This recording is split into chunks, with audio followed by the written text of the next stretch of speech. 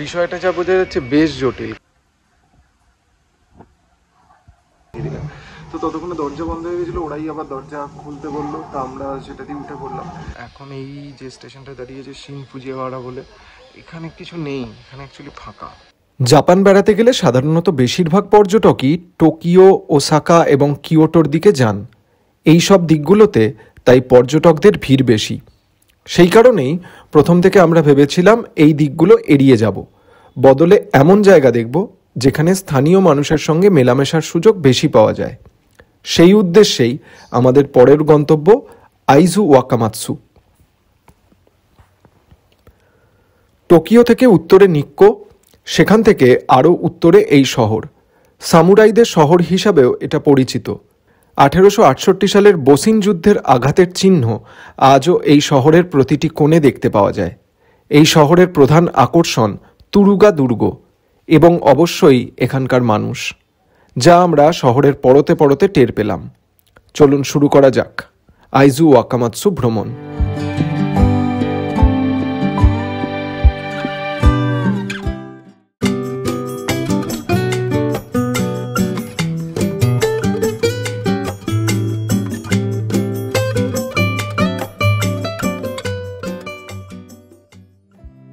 Nicco park lodge থেকে সকাল সকাল রওনা দিলাম আমরা। আইজু ওয়াকামাৎসুতে থাকার জায়গা নাকা ইয়াসুমি লজ। পৌঁছানোর রাস্তা বেশ গোলমেলে। গুগল বলছে প্রথমে টোবু নিকো স্টেশন থেকে ট্রেনে যেতে হবে শিমো ইমাইচি স্টেশন, সময় লাগবে 9 মিনিট। সেখান থেকে ট্রেনে কিনুগাওয়া অনসেন, সেখান থেকে ট্রেনে আইজু তাজিমা, সেখান থেকে আবার নানুকামাচি। এছাড়া আরও নানাবিধ রাস্তা আছে বটে, তবে লজের তরফে জানানো হলো এই পথে এলে নাকি চারপাশের দৃশ্য অসাধারণ। অতএব এই পথেই যাত্রা শুরু করলাম আমরা। কতটা সুন্দর দৃশ্য দেখতে পেলাম তা না হয় আপনাদের সঙ্গেই আমরা আবিষ্কার করি, চলুন।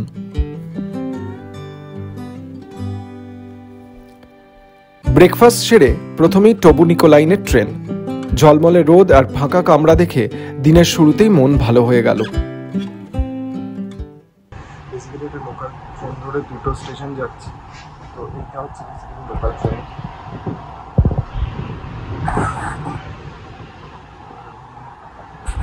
দুটো স্টেশন যাওয়ার পরে আইজু তাজিমা ট্রেন আমাদের সেখান থেকে ধরতে হবে, তারপরে সেখান থেকে নানুকামাচি বলে একটা স্টেশনে আমাদের যেতে হবে। তো খুবই কমপ্লিকেটেড ব্যাপারটা এখনো পর্যন্ত।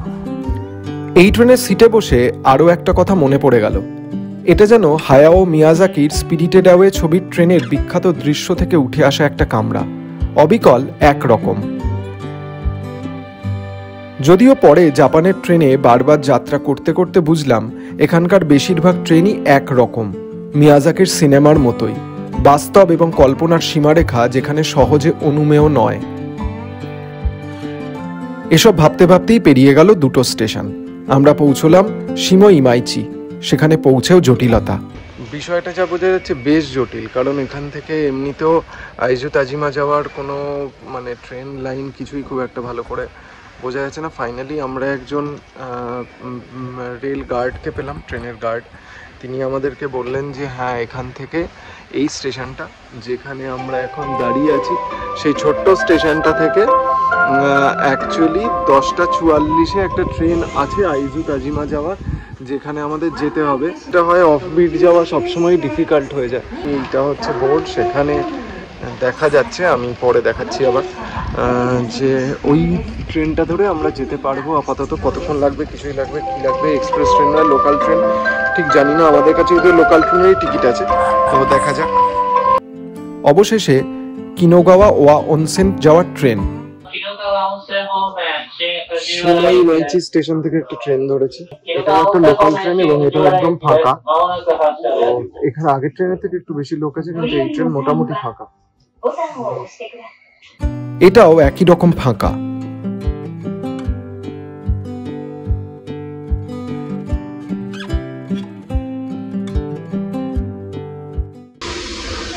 খুবই মজা হলো। আমরা একটা স্টেশনে নেমেছিলাম, সেখান থেকে আইজু তাজিমা যাওয়ার ট্রেন ধরবো বলে, কিন্তু যেটা হলো যে একজন তাকে জিজ্ঞাসা করলাম যে কোন ট্রেনটা যাবে এখান থেকে আইজি তাজিমা, কোন প্ল্যাটফর্মে আসবে। তিনি আমাদের বললেন যে এই ট্রেনটাই যাবে। অ্যাকচুয়ালি আমরা যেটা থেকে নামলাম সেটাই উনি দেখিয়ে দিলেন। তো ততক্ষণে দরজা বন্ধ হয়ে গেছিল, ওরাই আবার দরজা খুলতে বললো, তা আমরা সেটা দিয়ে উঠে পড়লাম। তো এই ট্রেনটা একটা লোকাল ট্রেন, আমরা জানি না এটা কতক্ষণ আইজু তাজিমা পৌঁছবে। অ্যাকচুয়ালি আমরা প্রথম বগিতে বসাই, 4টে বগির ট্রেন।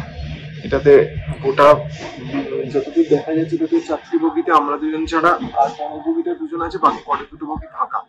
তো 4টে বগিতে আমরা 4জন লোক এরম ভাবেই যাচ্ছি আমরা ট্রেনে করে। গুগল ম্যাপের সঙ্গে এখানে একটু কনফিউজিং গোটা বিষয়টা, যেরকম ভাবে দেখাচ্ছে যে ট্রেনের কথা সেটা আমরা ঠিক ওরকম ভাবে ফলো করতে পারছি না। ওরা অনেক কিছু চেঞ্জ করতে বলছে, এখানে এসে দেখছি অতটা চেঞ্জ করার নেই। যে টাইম দেখাচ্ছে দেখছি সেই টাইমও অতটাও লাগছে না। তো লেটস সি এরপরে কি হয়। আইজু তাজিমা যাওয়ার ট্রেনে এই হচ্ছে এখন আমাদের বাইরের দৃশ্য।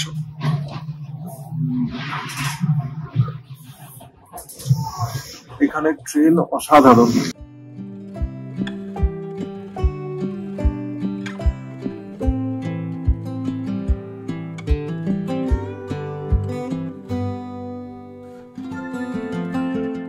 এই মুহূর্তে দাঁড়িয়ে আছে শিনো ফুজিওয়ারা স্টেশনে। তো একটু কনফিউশন হয়েছিল, কারণ আগের ট্রেনটা থেকে প্ল্যাটফর্মে নামার পরে সবাই বললেন যে এটাতেই উঠে যাও, ওটাই যাবে আইজু তাজিমা স্টেশন। কিন্তু দেখলাম আইজু তাজিমা ওটা যাচ্ছে না, কারণ এখানে ট্রেনটা শেষ হয়ে গেল। ট্রেনটার অ্যাকচুয়ালি এটাই এন্ড, দেখতেই পাচ্ছেন হয়তো কিছু না। তো এবার তাহলে কি করা যাবে, আমরা সেটা নিয়েও খুব কনফিউজড। তো এখন এই যে স্টেশনটা দাঁড়িয়েছে শিন ফুজিওয়ারা বলে, এখানে কিছু নেই, এখানে অ্যাকচুয়ালি ফাঁকা, সম্পূর্ণ ফাঁকা, কোনো লোকজন নেই, কিছু নেই গোটা স্টেশন। তো যাই হোক, শেষ পর্যন্ত রেলের কয়েকজন স্টাফকে দেখতে পেলাম, ওনাদের জিজ্ঞাসা করলাম যে কি করে যাওয়া যেতে পারে এখান থেকে আইজু তাজিমা। তো বললেন যে আইজু তাজিমা যাওয়ার জন্য এখানে অ্যাকচুয়ালি একটা ট্রেন আসবে 11:46-এ, এখন লোকাল টাইমে 11:38 হয়েছে, তো 11:46-এ আসবে, সেইটা এলে আমরা উঠবো। দেখা যাক, বুঝতে পারছি না এখন যেটা কখন আসবে, সেটা এলেও আদৌ যাবে কিনা, কারণ অ্যাকচুয়ালি ব্যাপারটা খুবই কনফিউজিং। লোকজন কিন্তু আস্তে আস্তে ফিগার আউট করতে হবে।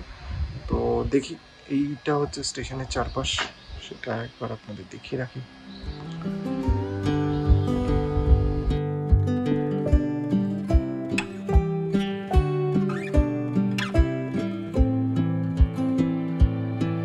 অবশেষে আইজু তাজিমা যাওয়ার ট্রেন এলো, যদিও এটা লোকাল নয়, এক্সপ্রেস। আমাদের কাছে লোকাল ট্রেনের টিকিট, তবুও রেলের লোকজন বললেন এটায় আমরা উঠতে পারি। বাইরের অসাধারণ দৃশ্য, এসব দেখেই আমাদের চোখ জুড়িয়ে যাওয়ার জোগাড়। তবে তখনও জানি না এই ট্রেন যাত্রার শেষ পর্বে কোন অভিজ্ঞতা লব্ধ করতে চলেছি আমরা।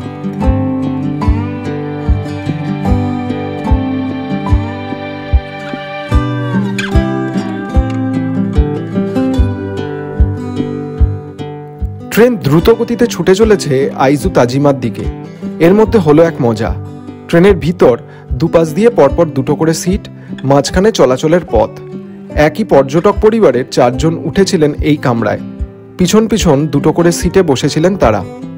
আগের সিট থেকে পরের সিটে কথা বলার জন্য ঘাড় ঘোরাতে হচ্ছিল বারবার। এসব দেখে ছুটে এলেন এক স্থানীয়, দেখিয়ে দিলেন প্রতিটা জোড়া সিটই 180 ডিগ্রি ঘোরানো যায়, অর্থাৎ পিছন পিছন থাকা সিটগুলো এক পাক ঘুরে হয়ে যেতে পারে মুখোমুখি সিট।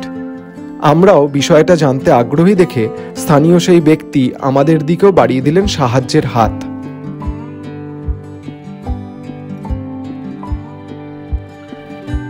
এইভাবে সিটটা ঘুরিয়ে দিলেই হলো, পরপর থাকা জোড়া সিট হয়ে যাবে মুখোমুখি সিট।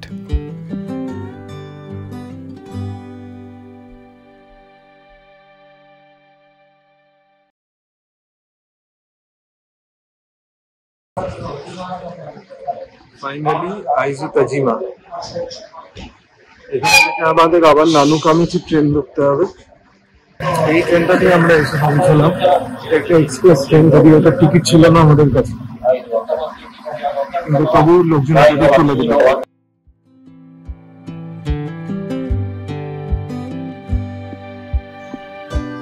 এই হচ্ছে নানুকামাচি যাওয়ার ট্রেন। ছোট্ট মতো রেলগাড়ি, অনেকটা টয় ট্রেনের মতো। 2 বগির ট্রেনে সওয়ার হলাম আমরা।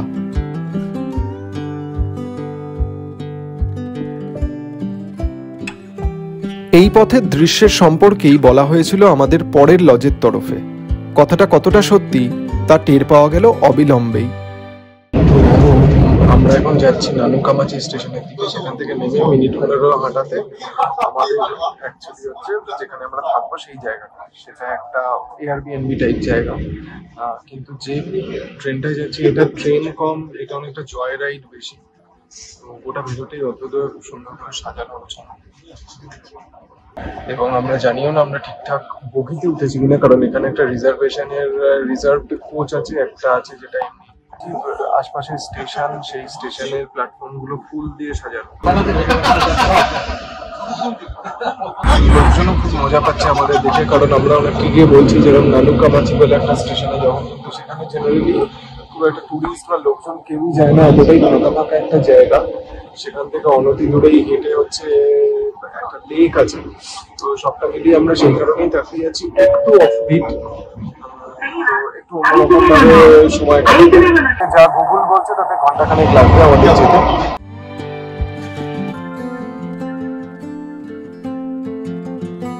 আজকে বেশ একটা রোদ ঝলমলে দিন। এমনিতে এতদিন আমরা এসেছি জাপানে, এর মধ্যে আমাদের যা দেখেছি সবই খুব মেঘলা দিন ছিল, আজকে অনেকটা রোদ ঝলমলে। এই রেল যাত্রাপথের চারপাশের দৃশ্য ভাষায় বর্ণনা করা কঠিন। আইজু ওয়াকামাৎসুর লজের তরফে ঠিক এই রেলপথেই কেন আমাদের যেতে বলা হয়েছিল তা বুঝতে এবার আর অসুবিধা হচ্ছে না। চারপাশের দৃশ্য ভালো মতোই জানান দিচ্ছে জাপানের রেলপথ কেন অন্য সব দেশের রেলপথের চেয়ে আলাদা। তার চেয়েও বড় কথা, সকাল থেকে যত কনফিউশন, যত জটিলতা আমরা পেরিয়েছি তা যে পুরো মাত্রায় সার্থক হয়েছে তাও অনুভব করতে পারছি আমরা। এর মধ্যেই আর এক সারপ্রাইজ পেয়ে গেলাম, চালকের পাশে দাঁড়ানোর সুযোগ।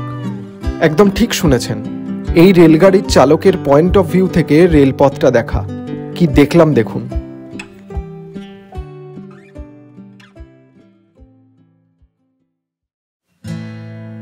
সামনের দৃশ্য দেখতে দেখতে অন্য জগতে পৌঁছে যাই। বারবার তাঁর কথা ভাবি যিনি ট্রেনের চালক হিসেবে এই রেলপথে কাজ করেন। কেমন জীবন তার! এরকম একটা স্বর্গীয় পথে রোজ চলাচল করেন তিনি। চোখের সামনে নীল আকাশ, সবুজ পাহাড়, নদী পেরিয়ে যায়। দিনের মাথায় এই পথে কতবার চলাচল করতে হয় তাকে? 2 বার, 4 বার, নাকি তার চেয়েও বেশি? নির্দিষ্ট সময়ে স্পিড বাড়ান, কমান, ব্রেক কষেন তিনি। কখনো একঘেয়ে লাগে তার?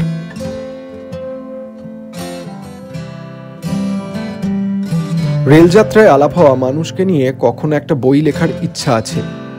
ইতালির পোর্তোফিনো থেকে জেনোয়া যাওয়ার পথে এক মহিলার সঙ্গে আলাপ হয়েছিল।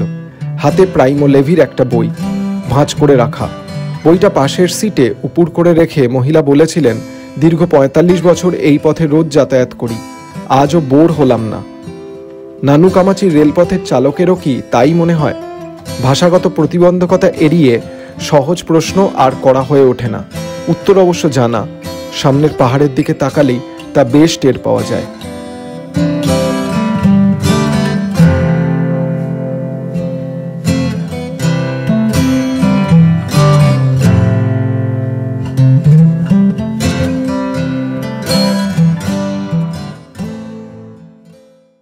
Finally Nanukamachi station. এখান থেকে আমাদের 15 মিনিট মতো লাগবে হেঁটে যেতে, যেখানে আমরা বুক করেছি। বেসিক্যালি একটা অসাধারণ ট্রেন জার্নি। সাধারণত এইসব দিকে খুব একটা টুরিস্ট আসেন না, স্থানীয় লোকেরাও যে খুব বেশি আসেন তা নয়। আমরা একটু অফবিট জাপান দেখবো বলেই এদিকে আসার প্ল্যান করেছিলাম। তো সেই প্ল্যানটা যে খুব ব্যর্থ হয়নি, খুব বিফলে যায়নি সেটা বোঝা যাচ্ছে। শুধু ট্রেনটাই ইটসেলফ দেখার মতো একটা জিনিস। অনেকেই এখানে শুধু ট্রেনের ছবি তুলতে, ভিডিও করতে আসেন এবং স্কুলের বাচ্চাদের নিয়ে আসা হয় ট্রেনটা দেখানোর জন্য। সেখানে আমরা এই ট্রেনটা করে এলাম, মানে এটা একটা অদ্ভুত দুর্দান্ত অভিজ্ঞতা। এখান থেকে আমাদের 1.1 কিলোমিটার, আমাদের হোস্টেলটা হেঁটে। এটা খুবই ছোট একটা টাউন এবং স্টেশন কেন্দ্রিক একটা টাউন। তো আপাতত যাওয়া যাক হেঁটে, দেখি আমরা যাই কত দূর যে হাঁটতে হয়। আজকে হচ্ছে 24 তারিখ, শুক্রবার। অ্যাকচুয়ালি এটা একটা ওয়ার্কিং ডে, কিন্তু রাস্তায় লোকজন যথারীতি। এখানে এটা তো টোকিওতেই আমরা দেখিনি, তো এখানে তো কোন ছাড়, প্রায় পুরো ফাঁকা, কেউই নেই লোকজন। আমরা সাধারণত এতদিন 7-11-এর মতো কোনো ডিপার্টমেন্টাল স্টোর থেকেই খাবার কিনে সেটা হোস্টেলে গরম করে খেয়ে নিতাম, কিন্তু এখানের পরিস্থিতি দেখে যা মনে হচ্ছে এই টাউনটা এতটাই ছোট এবং এখানে দোকানপাটও এতটাই কম যে এখানে ওই ধরনের কোনো ফ্যামিলি মার্ট বা 7-11-এর মতো কোনো জায়গাও পাওয়া যাবে না। তো কোথায় আমরা খাবো সেটাও একটু ফিগার আউট করতে হবে। বেশ জটিল আছে পরিস্থিতিটা। ওষুধের দোকান দেখতে পাচ্ছি একটা দুটো, কিন্তু বাদবাকি যা আছে সবই হচ্ছে স্থানীয় লোকেদের জন্য মেমেন্টো সব বা ওই জাতীয় জিনিসপত্র বা কিছু তাদের দৈনন্দিন কাজের জিনিস কেনা। আমি একেবারেই ঠাউর করতে পারছি না এখান থেকে কোথাও কিছু খাবারের দোকান আদৌ পাওয়া যাবে কিনা। তবে এখান থেকে 1 কিলোমিটার মতো রাস্তা আছে আমাদের, দেখতে হবে তার মধ্যে যদি কিছু পেয়ে যায়, আশা করছি পেয়ে যাবো। ফাঁকা রাস্তা ধরে হাঁটতে হাঁটতে পৌঁছে গেলাম আইজু ওয়াকামাৎসুর লজে, নাকা ইয়াসুমি।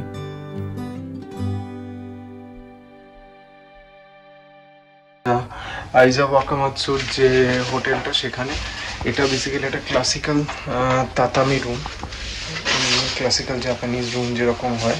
এখানে একটা বেড আছে, এখানে আর একটা বেড আছে, এখানে জিনিসপত্র রাখার জায়গা, তলায় ব্ল্যাঙ্কেট, এবং এখানে এরকমভাবে যেটা ওনাদের মাটিতে বসার যে সিস্টেম তার সঙ্গে হচ্ছে পিছনে একটা ব্যাক রেস্টের মতো জায়গা আছে, ঘরে একটা এয়ার পিউরিফায়ার আছে। এই হচ্ছে মোটামুটি এটা ক্লাসিক্যাল তাতামি রুম বলতে যা বোঝায়। এদিকে বারান্দা রয়েছে, বারান্দায় যাওয়া যায়। আর প্লাস যেটা আছে সেটা হচ্ছে আমাদের এর সঙ্গে দিকে শেয়ার্ড টয়লেট, এবং তার সঙ্গে যেটা আছে সেটা হচ্ছে শেয়ার্ড কিচেন। তো এখানে বাইরে থেকে খাবার দাবার নিয়ে এসে খাওয়া যায়। আর পাশে বাথরুম আছে, সেখানে স্নানের আয়োজন আছে, সেটাও দেখিয়ে দিই। বেসিক্যালি এটা তো জামা কাপড় রাখার জায়গা, সঙ্গে ছোট্ট বাথটাব এবং শাওয়ার, শ্যাম্পু, সাবান ইত্যাদিও রাখা আছে। ভেন্টিলেশন চলছে। এখানটারও মার্ক করা আছে যাতে বেরোতে গিয়ে সাদা রঙেতে একটা অপটিক্যাল ইলিউশন মাথায় যাতে ঠোকা না লাগে।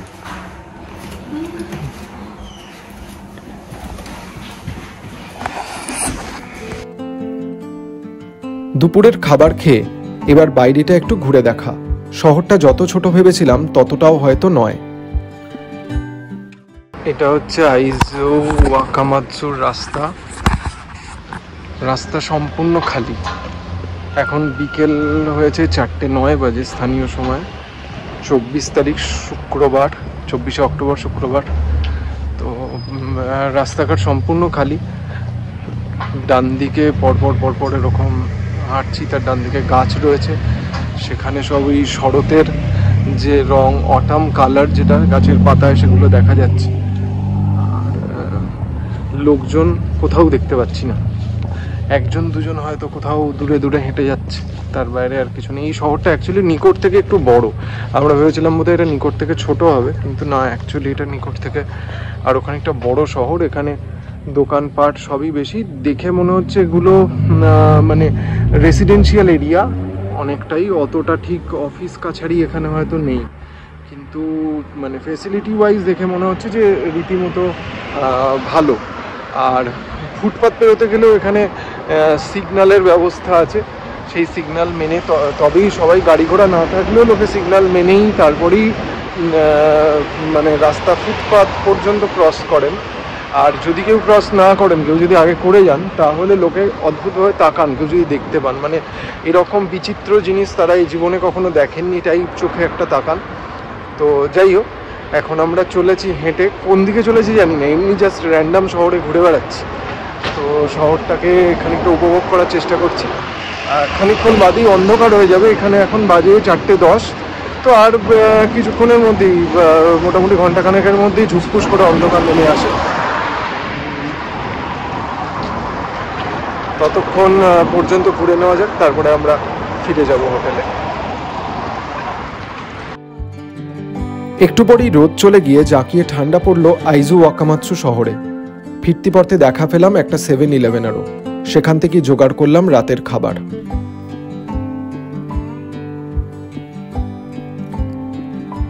এই পর্ব এখানেই শেষ। আগামী পর্বে থাকছে আইজু ঘুরে দেখা। এই ভিডিওটা ভালো লেগে থাকলে অনুগ্রহ করে লাইক করবেন, আর জাপান যাত্রা সহ আরও অন্যান্য ট্রিপ সম্পর্কে জানতে আমাদের channel on the road subscribe করতে ভুলবেন না। ধন্যবাদ।